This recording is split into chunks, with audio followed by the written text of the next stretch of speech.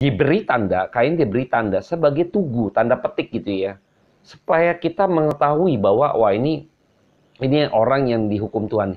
Ini Tuhan membalaskan perbuatannya, eh, perbuatan yang sudah dia perbuat nih, gitu kan, dengan diberi tanda kayak semacam dicap stempel gitu kan, entah seperti bara di api, di panas gitu kan, seperti budak gitu ya, seperti tawanan, yang akhirnya kita bisa lihat gitu loh, wah ini sesungguhnya pembalasan itu hak Tuhan gitu ya. Jadi kita jangan sampai seperti itu. Wah, kita belajar dari situ. Nah, Kain ini tidak dibunuh dan diberi tanda sebagai tugu untuk peringatan bagi setiap kita, supaya kita sadar, hati-hati. Nah, pada malam hari ini kita belajar sampai sejauh itu.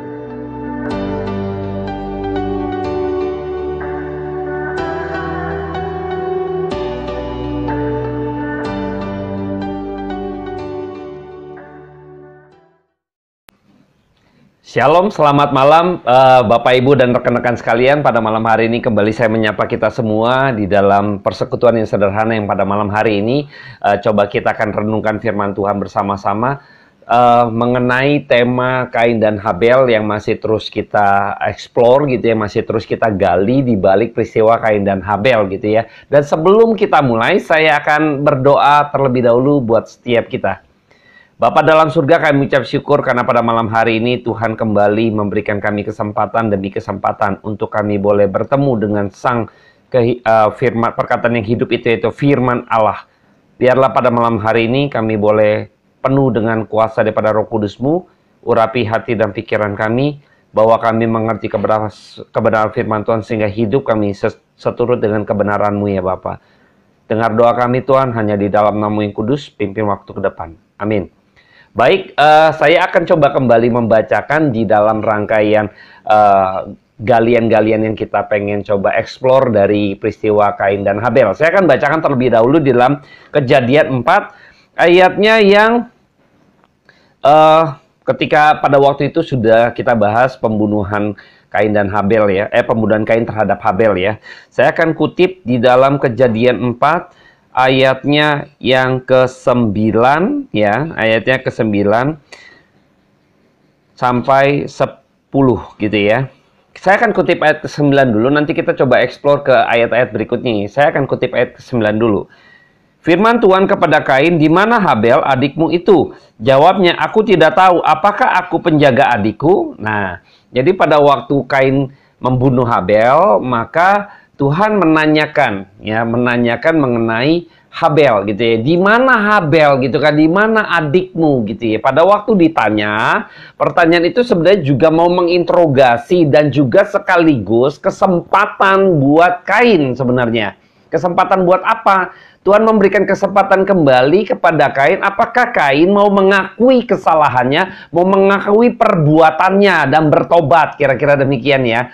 Jadi Tuhan memberikan kesempatan lagi, memberikan ruang lagi. Dari yang minggu-minggu lalu juga Tuhan sudah memberikan peringatan-peringatan, udah memberikan penerimaan, udah coba memberikan satu warning-warning gitu kan, sebagai kesempatan bagi Kain untuk bertobat. Dan di saat setelah Kain membunuh Habel pun, Tuhan memberikan kesempatan itu, memberikan ruang itu dengan menanyakan di manakah Habel. Seolah-olah Tuhan tidak tahu gitu ya. Nah, ini juga pernah terjadi pada waktu Tuhan menanyakan posisi Adam. Di manakah engkau gitu ya, pada waktu Kejadian 3 setelah jatuh dalam dosa, maka ketika Adam bersembunyi, Tuhan berjalan di taman itu, lalu Tuhan menanyakan sama tuh, di manakah engkau. Nah, ini yang Tuhan menanyakan, di manakah Habel adikmu ya. Nah, tetapi yang terjadi apa? Respon yang terjadi ketika Kain ditanyakan demikian, maka Kain itu membantah Tuhan. Ya, ini bantahan ya. Kita lihat ya. Aku tidak tahu, yang pertama. Padahal dia yang menjadi pelaku ya. Jadi dia nggak mungkin nggak tahu, ini udah bohong gitu ya. Aku tidak tahu.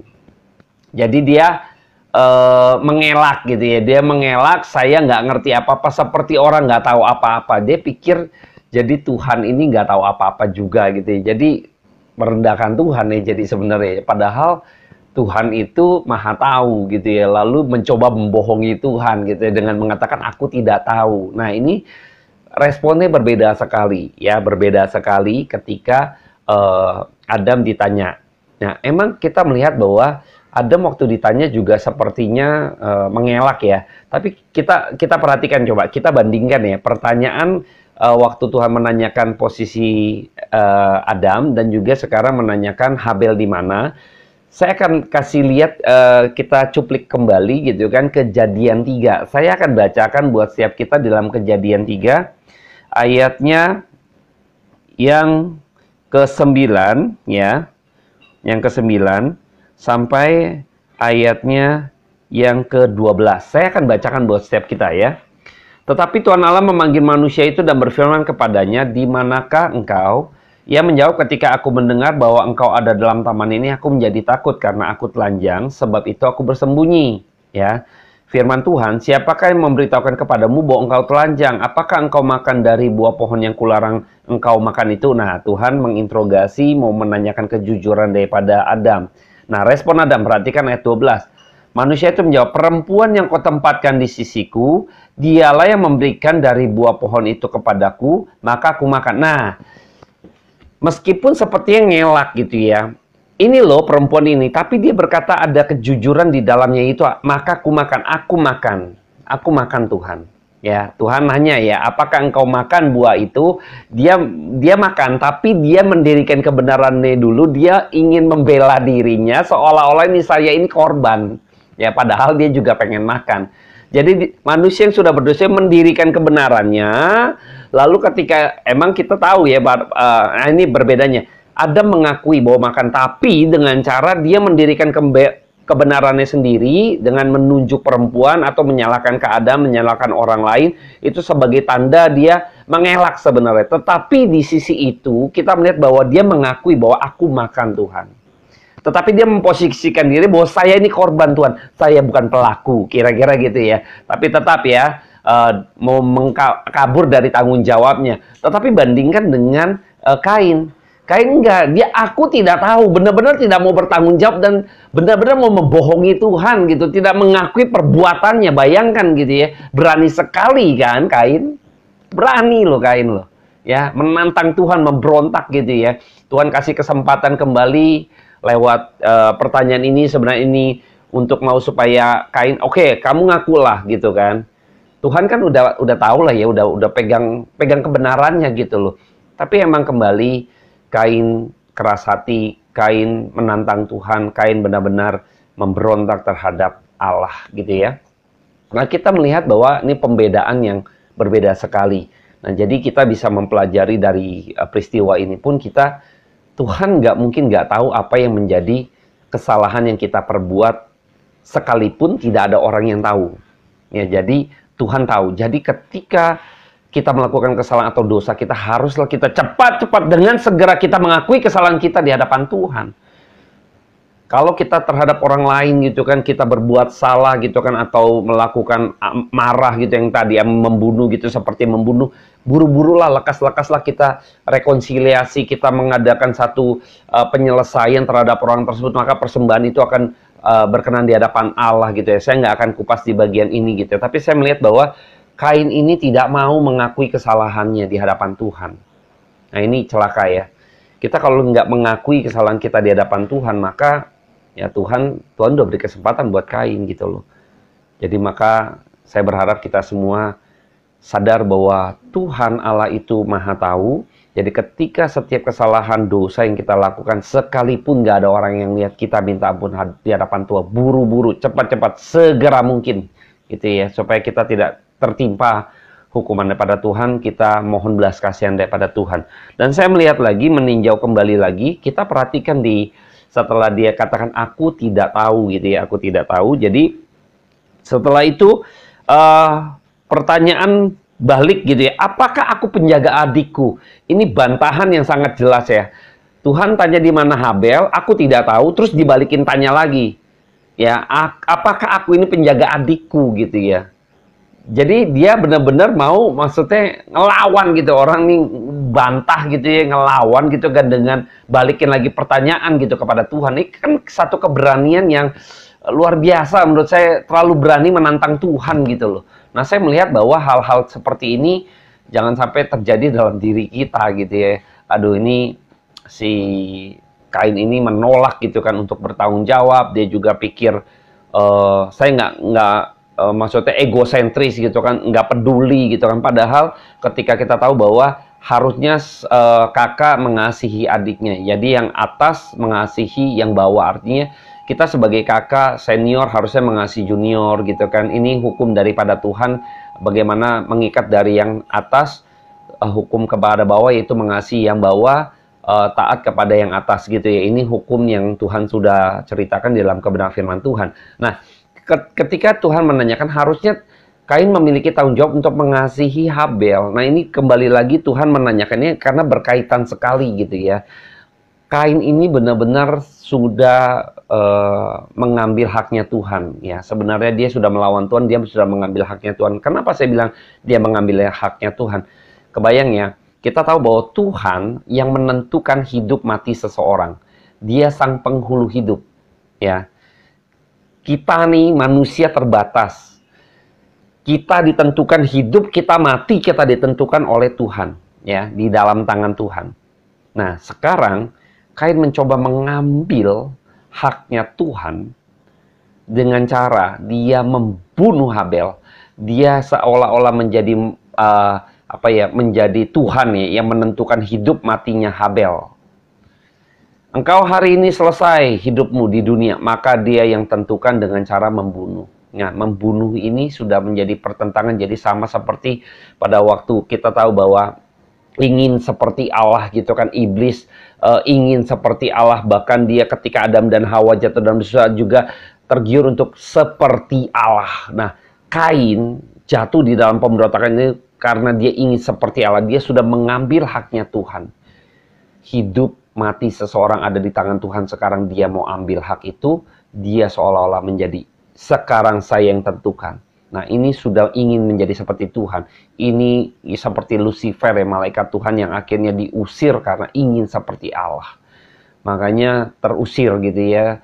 Dan Kain pun akhirnya mendapat hukuman daripada Tuhan dan sangat-sangat tragis hidupnya. Dia dicampakkan, dikucilkan. Kita akan lihat baca di dalam ayat-ayat sesudahnya ya. Saya coba akan bacakan kembali buat setiap kita. Firman Tuhan, ayat 10. Firman-Nya, apakah yang telah kau perbuat ini? Darah adikmu itu berteriak kepadaku dari tanah. Ya, Tuhan mengetahui hal ini gitu ya. 11, ayat 11. Maka sekarang terkutuklah engkau, terbuang jauh dari tanah yang menganga mulutnya untuk menerima darah adikmu itu dari tanganmu.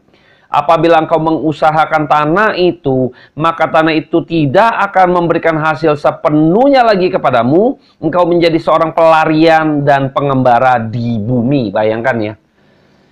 Dia menjadi pelarian dan pengembara di bumi. Pikir Tuhan tidak tahu darah adikmu itu dikasihkan tahu. Jadi makanya sekarang nih si ini istilahnya tangannya penuh dengan darah gitu ya. Seorang pembunuh gitu loh.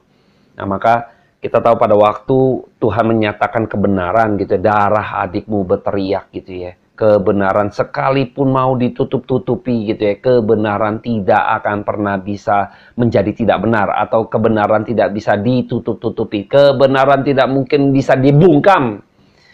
Waduh, ini kita harus camkan ya. Makanya waktu kita melakukan segala sesuatu di dalam misalnya pelayanan kita kebenaran, nggak usah khawatir teman-teman, karena Tuhan akan pimpin. Ketika kita menyuarakan kebenaran, Tuhan akan pimpin.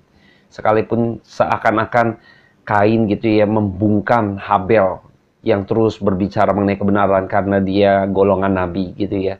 Tetapi kebenaran itu terus akan digaungkan. Tuhan akan bela.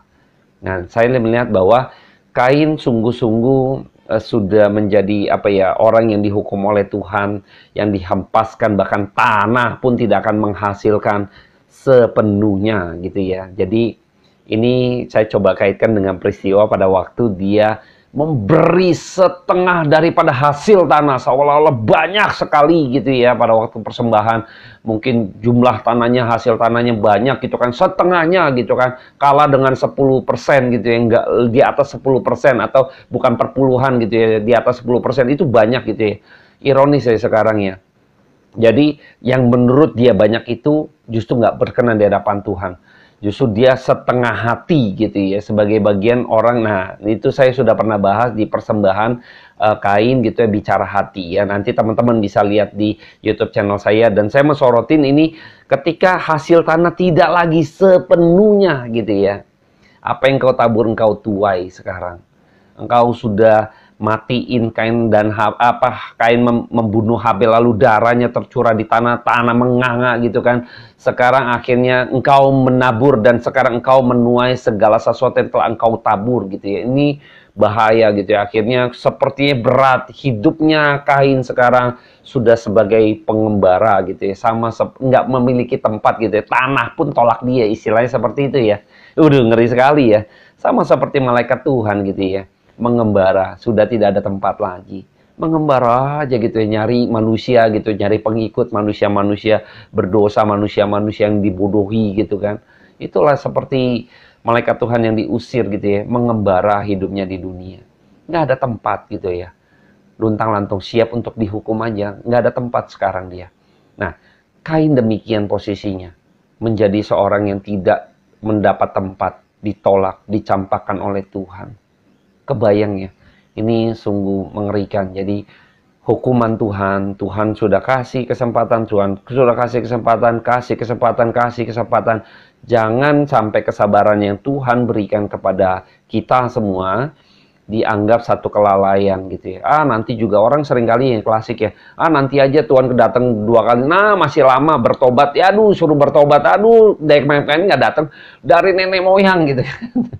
Nggak datang-datang, nggak kiamat-kiamat gitu ya. Jadi ya menganggap kesabaran Tuhan sebagai satu kelalaian. Nah, kita celaka. Hati-hati ya. Jadi saya menghimbau buat setiap kita, kalau kita benar-benar dalam kehidupan kita yang ada kesalahan di hadapan Tuhan, dosa yang sekalipun gak ada orang lihat, segeralah untuk bertobat, segeralah untuk mengakui kesalahan itu, karena Dia adalah Tuhan yang maha kuasa, maha tahu, gitu ya. Nah, jangan sampai seperti Kain yang terus mengelak, membantah, melawan, akhirnya ketika sudah Tuhan hukum, sudah tidak lagi bisa ada pintu gitu ya untuk kembali bertobat ya, karena Tuhan sudah, dia sedang melawan Tuhan dan merendahkan Tuhan sebenarnya. Nah, yang menarik kita akan lihat lagi, kupas di bagian-bagian berikutnya, yaitu di ayat yang ke-13 ya. 13 saya akan bacakan terlebih dahulu. Saya akan bacakan 13 sampai ayat yang ke-15 ya. Saya akan bacakan sampai ayat yang ke-15. Kata Kain kepada Tuhan, hukumanku itu lebih besar daripada yang dapat kutanggung. Engkau menghalau aku sekarang dari tanah ini, dan aku akan bersembunyi dari hadapanmu seorang pelarian dan pengembara di bumi. Maka barang siapa yang bertemu dengan aku, tentulah akan membunuh aku. Ya. Firman Tuhan kepadanya, sekali-kali tidak, barang siapa membunuh Kain akan dibalaskan kepadanya 7 kali lipat. Kemudian Tuhan menaruh tanda pada Kain, supaya ia jangan dibunuh oleh barang siapapun yang bertemu dengan dia. Maaf Bapak Ibu, saya agak sedikit flu. Saya mohon maaf gitu ya. Saya minum sejenak gitu ya.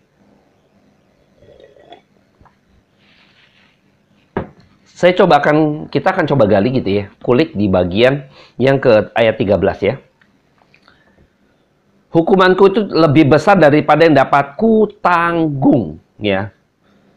Hukumannya lebih berat. Jadi sebenarnya udah masa penghukuman seperti ini pun Kain ini masih menganggap ada ketidakadilan gitu ya. Jadi seolah-olah tuh Tuhan berlaku tidak adil. Karena berasa bahwa hukuman yang diberikan kepada dia itu nggak sesuai dengan perbuatannya, terlalu berat gitu loh. Jadi saya salahnya ini, tapi kok hukumannya segini gitu loh.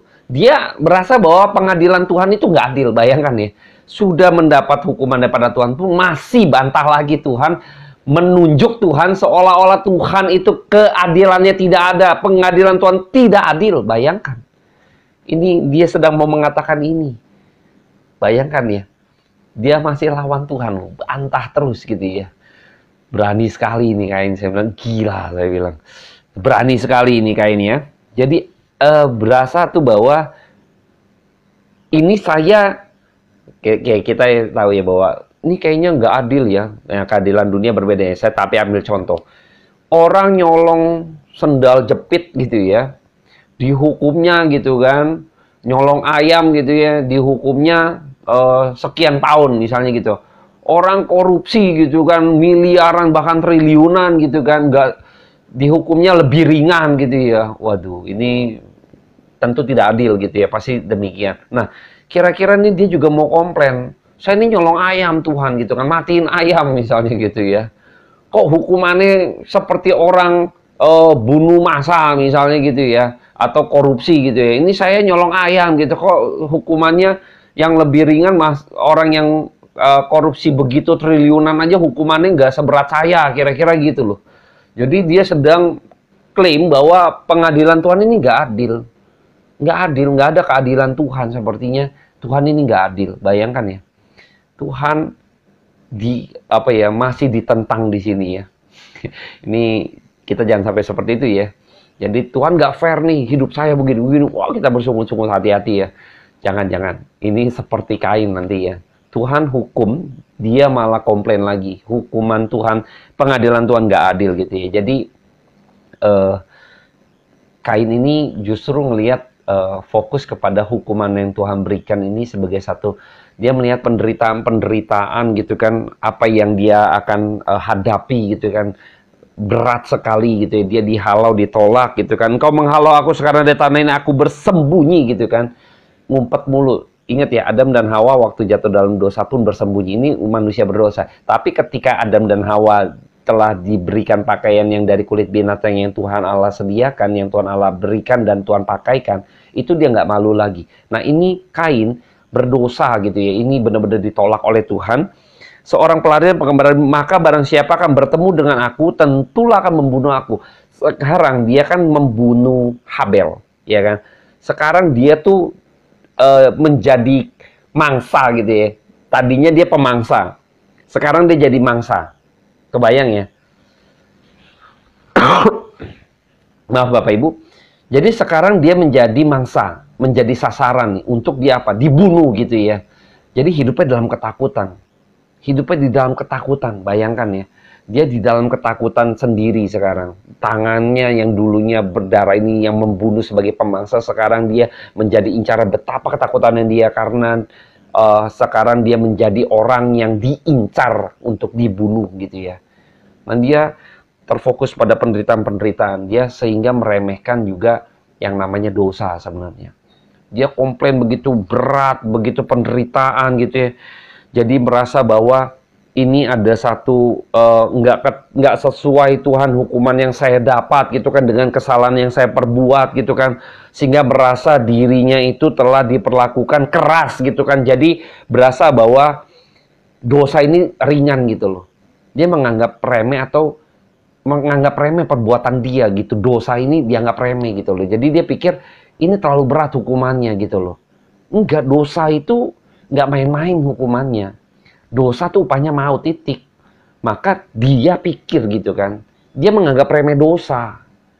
Maka dia pikir ini hukuman berat sekali, nggak sesuai dengan kesalahannya dia. Dia nggak tahu kalau dosa ini upahnya tuh maut, ini nggak main-main gitu loh. Maka dia pikir ya, dosa itu meremehkan dosa gitu loh. Maka dia komplain ini nggak sesuai.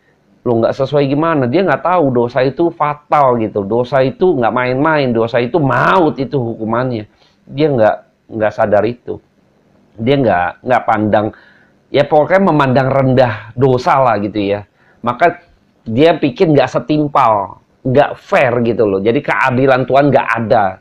Karena dia menganggap dosa itu harusnya nggak kayak gini. Ini memandang rendah dosa gitu, memandang remeh dosa gitu kan.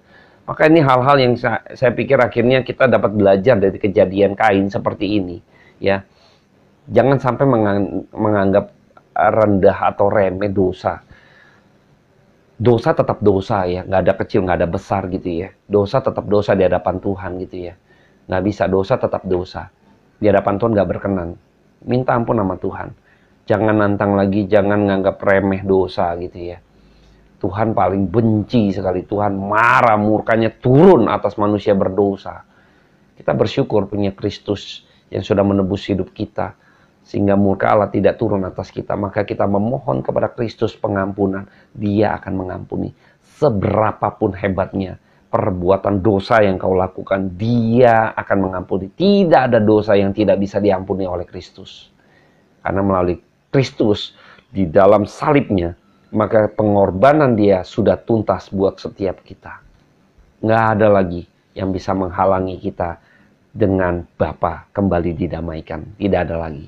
Nah, yang menarik lagi adalah di ayat 15 bahwa dia takut gitu ya. Lalu Tuhan memberi tanda, ya, memberi tanda. Orang pikir Tuhan masih di dalam penghukumannya. Tuhan kayaknya memberi kesempatan supaya si Kain ini nggak dibunuh gitu ya. Kayaknya memberi kesempatan. Justru saya melihatnya tidak demikian ya. Saya justru melihatnya bahwa ini justru Tuhan, ini Kain ini menjadi tawanannya Tuhan. Ya, ini hak Tuhan memberikan penghakiman, penghukuman. Ya, jadi nggak ada satu orang pun, oknum manapun yang bisa mengambil hukuman atau keadilan Tuhan yang sudah Tuhan tetapkan buat Kain. Jadi nggak boleh ada yang sentuh dia, karena hak Tuhan untuk menghabisi atau menghajar atau menghukum Kain. Maka diberi tanda, ya, diberi tanda. Jadi nggak boleh ada yang membunuh Kain karena Tuhanlah yang mau menghukum dia. Nggak ada yang boleh oknum manapun menghukum Kain. Hanya Tuhan saja. Nah, itu sebenarnya diberi tanda tuh maksudnya ini haknya Tuhan. Bahwa penghakiman adalah haknya Tuhan. Pembalasan adalah haknya Tuhan. Jadi ini punya saya ya. Kadang kalau kita nonton-nonton film gitu ya, penjahat ketemu jagoan gitu ya, lalu penjahatnya atau jagoannya gitu kan, salah satu yang berseteru itu dia bilang, jangan apa-apakan dia punya saya. Oh gitu ya. Jadi emang diincar untuk dia jatahnya saya. Itu saya yang balas gitu kan. Jangan sentuh dia. Saya yang balas dia. Saya dendam misalnya gitu ya, dendam. Biarkan saya yang balas gitu kan. Biarkan dia itu disisakan buat saya karena dia yang telah membunuh misalnya entah itu ayahnya lain sebagainya, ada satu dendam ya. Jadi ditandain gitu ya. Dia milik saya, kira-kira gitu. Nah, sama Kain ini milik Tuhan nih, untuk dihukum maksudnya ya. Orang lain nggak boleh ambil. Pembalasan adalah hak Tuhan. Jadi Tuhan mau balaskan apa yang menjadi perbuatannya terhadap Habel, maka Tuhan mau balaskan kepada Kain. Dan tidak ada satu orang pun yang boleh menyentuh Kain karena pembalasan ini khusus hak Tuhan. Jadi nggak boleh ada. Maka diberi tanda maksudnya. Jadi bukan karena baik nggak dibunuh. Bayangkan ya. Orang dalam penderitaan sepanjang hidup, ya kan, nggak bisa, mau mati aja nggak bisa gitu ya. Bayangkan ya, hukumannya semakin berat sebenarnya. Berat itu hukumannya loh. Orang nih udah susah gitu kan, menderita gitu kan, lebih baik kan mati karena nggak merasakan. Ini bayangkan gitu loh. Susah tapi nggak ada yang boleh bunuh dia gitu ya. Kebayang ya, sulitnya seperti apa gitu kan. Hidupnya Kain gitu ya. Cukup menderita dan sangat menderita, bukan cukup ya, sangat menderita. Saya melihat bahwa ini peringatan juga. Jadi Tuhan memberi tanda kepada Kain sebagai peringatan seperti membangun satu tugu gitu ya. Kalau kita tahu dengar cerita Malin Kundang, kan tahu ya, akhirnya menjadi batu karena dia durhaka terhadap orang tuanya. Nah, tugu itu untuk mengingat gitu loh, bahwa oh nih, hati-hati nih anak-anak ya, kalau kamu durhaka terhadap orang tua nih nanti akan seperti Malin Kundang gitu ya. Nah, itu tugu itu menjadi peringatan buat setiap kita, ya kan? Supaya kita tidak boleh berbuat demikian. Nah, diberi tanda, Kain diberi tanda sebagai tugu, tanda petik gitu ya. Supaya kita mengetahui bahwa wah ini orang yang dihukum Tuhan. Ini Tuhan membalaskan perbuatannya, perbuatan yang sudah dia perbuat nih, gitu kan, dengan diberi tanda kayak semacam dicap stempel gitu kan, entah seperti bara di api, dipanas gitu kan, seperti budak gitu ya, seperti tawanan, yang akhirnya kita bisa lihat gitu loh, wah ini sesungguhnya pembalasan itu hak Tuhan gitu ya. Jadi kita jangan sampai seperti itu. Kita belajar dari situ. Nah, Kain ini tidak dibunuh dan diberi tanda sebagai tugu. untuk peringatan bagi setiap kita, supaya kita sadar, hati-hati. Nah, pada malam hari ini kita belajar sampai sejauh itu, supaya kita ingat gitu ya, aduh, harus akui dosa nih. Jangan seperti Kain, gitu ya. Kita udah inget nih, ini sebagai tugu peringatan. Sama seperti Kain, maling kundang gitu ya. Bilangin ke anak-anak tahu cerita itu, aduh, jangan seperti maling kundang, nanti seperti batu. Jadi peringatan ya, ngeri ya gitu ya. Nah, ini kengerian ini sebagai peringatan bagi setiap kita mengetahui bahwa Kain diberi tanda supaya tahu bahwa sesungguhnya jangan pernah meremehkan dosa. Sesungguhnya Allah itu Allah yang murka terhadap dosa. Kita harus benar-benar mikir gitu ya, merenungkan ini sebagai peringatan buat kita bersyukur, Tuhan terus ingatkan. Nah, inilah fungsi daripada kebenaran firman Tuhan, supaya kita diperingatkan akan dosa-dosa dan kesalahan kita, supaya kita mengakui hidup kita di hadapan Tuhan. Nah, ini poin penting gitu ya. Dan saya melihat bahwa diberi tanda Kain sebagai peringatan buat setiap Anda dan saya, jangan sampai seperti Kain yang sudah akhirnya ditutup kesempatan, dia tidak bisa kembali lagi. Keras hatinya, seperti Firaun, sudah diberi peringatan, sudah ditunjukkan kebesaran Allah gitu ya, masih ngeyel. Saya berharap teman-teman jangan ngeyel lagi. Yuk mari kita memperhatikan Kain gitu kan, supaya kita jangan seperti Kain yang akhirnya Tuhan hempaskan gitu ya. Nah, pada malam hari ini saya sampai di sini dulu membahas kebenaran firman Tuhan. Kita akan lanjutkan kembali untuk minggu-minggu depan, dan saya akan menutup persekutuan sederhana malam hari ini dengan berdoa buat setiap kita. Bapa, kami mengucap syukur karena malam hari ini Tuhan telah pimpin sepanjang jam-jam ke depan tadi. Kami mengucap syukur karena Tuhan pimpin sehingga kami boleh kembali disegarkan iman kami, peringatan-peringatan Tuhan terhadap Kain, agar kami juga menjadi bagian pribadi yang mau mengkoreksi diri kami dan mengakui kesalahan kami, sehingga kami boleh bertobat, tidak mengeraskan hati kami, yang akhirnya Tuhan hempaskan, bagaimana Tuhan hukum Kain begitu rupa. Tuhan, kami mohon Tuhan, jangan kami merendahkan atau meremehkan dosa Tuhan. Biarkan hidup kami benar-benar memandang salib Kristus. Kami mohon pengampunan-Mu, kami mohon anugerah-Mu Tuhan. Biarlah Tuhan kami boleh terus makin hari memohon pengampunan Tuhan dan belas kasihan Tuhan, mau mengoreksi diri kami untuk dosa dan kesalahan kami Tuhan, sehingga kami boleh hidup berkenan di hadapan Tuhan. Terpujilah nama Tuhan, kekal selama-lamanya. Pimpin setiap kami Tuhan Yesus. Biar damai sejahtera daripada Allah, sukacita pada Yesus Kristus, dan penyertaan daripada Roh Kudus turun atas setiap kami malam hari ini. Dalam nama yang kudus kami ucap syukur dan berdoa. Amin. Terima kasih teman-teman yang sudah berbagian. Kiranya Tuhan Yesus memberkati. Kita lanjut untuk next week-nya.